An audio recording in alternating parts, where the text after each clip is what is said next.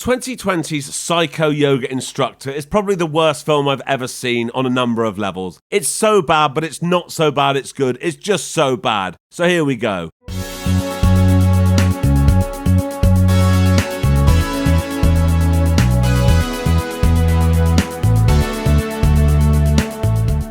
This is Justine. Don't care. She has a recurring nightmare about drowning in the bathtub. Not interested. And this is her husband, Tom. They can't have their own children, so they're on a waiting list to adopt one. It's all they ever talk about, and it's putting a real strain on the marriage. Ooh, that can't be good. Justine goes out on a power walk with her friend Ginny, who's a f***ing irritating Ginny suggests that all problems will be fixed by yoga.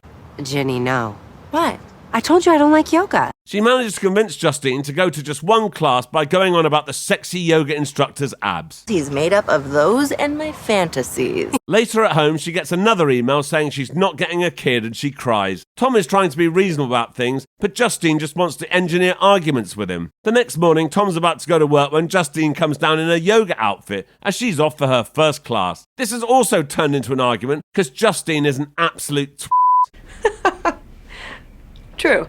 Now, I appreciate she's had some bad news last night, but if I was Tom, I'd want a divorce purely based on her behaviour over the last 12 hours. God knows how bad it's been for the last few years. Anyway, Justine is at her first yoga class with Ginny. I can't believe this is the first time you're ever doing yoga. And in walks Dominic. Now, I've never done yoga, but I can imagine he's a typical yoga dickhead, coming out with a load of pretentious spiritual nonsense in a room full of candles and middle-aged women stretching. Little sprig of green pushing its way out of the cement. Now, I couldn't tell if it was a flower or a weed, but I respected its persistence. What? Justine tells Ginny it was an amazing first experience and she'll definitely be going back. Tom has got home from work late and Justine is in a mood again. How was your, yoga? Yoga class. Yeah, Tom, what were you thinking? Seriously, this woman is awful. Later, despite Tom saying nothing wrong, Justine accuses him of not even wanting a baby. Tom always sleeps in his office, apparently, and I don't blame him. She's lucky he hasn't fucked off altogether. Justine is back at the yoga studio and she's accidentally arrived early. Justine and Dom start flirting a bit, and he tells her to come back and see him for some private instruction when she's ready. When she gets home, Tom has come home early and brought her flowers to apologise for last night. Not that he did anything wrong, but never mind. Then, out of nowhere, she starts having a go at him about working so hard and ends up accusing him of being happy that they were turned down by the adoption agency. What? This is just hideous. She's possibly the most unlikable main character in any film I've ever seen. It's ridiculous. We're back at yoga now and Dom is talking more nonsense. In the constant chaos, accept who you are. It's about being present. Okay. After class, Justine ends up in a conversation with this guy, Steve. What brings you to the dojo? I think the idea here is that Steve is unbearable, but sorry, Justine and Dom are just much worse. After just 3 classes, Dom has decided that Justine is ready to be an instructor. Oh, I see. So they arrange some private instruction. Your husband, I assume? Yes, Tom, he works. What? As opposed to just sits around at home listening to you talk about yoga and complain about being childless? I bet he dreads coming home. Next day, Justine heads out to yoga and Tom makes a call to someone saved in his phone as S. I hope for his sake he's having an affair. All Justine does these days is drink smoothies and goes to yoga. Yoga class. Ooh. Dom comes over to Justine's house for her next lesson and they get the mats out next to the pool. Tom gets home early and thinks he's seen something going on between Dom and Justine, so he leaves the house. Later that night, he comes home drunk and Justine wants to have a serious conversation. What a brilliant idea. So Tom falls asleep mid-bollocking and his phone goes off. Justine listens to the voicemail, of course. Of course. It's from S and it's convinced Justine that Tom is having an affair. Good.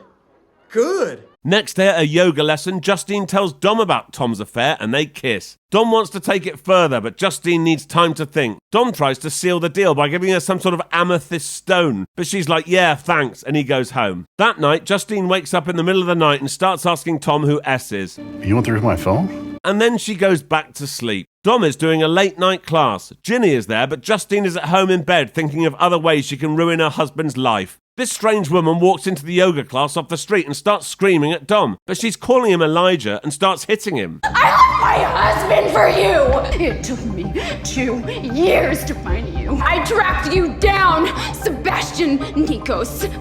He's not the man you think he is.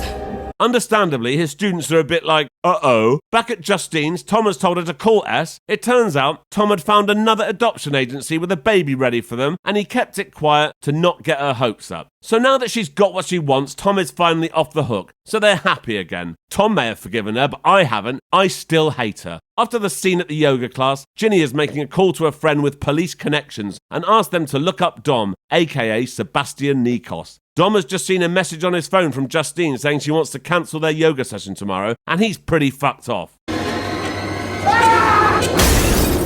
It's taken an hour, but at least something has happened now. Sadly, Tom is going to Dallas for a work conference today, so Justine is going to be alone in the house. Dom comes round to Justine, pretending he's not seen her messages, cancelling the session. Justine is out, but Tom answers and he sees his boarding pass hanging out of his top pocket. Dom takes this opportunity to follow and spy on Justine. Justine comes to the studio to tell Dom that she doesn't need yoga anymore because she's got a baby arriving and no longer hates Tom. Dom is angry and tells Justine that he loves her and is convinced that deep down she loves him too.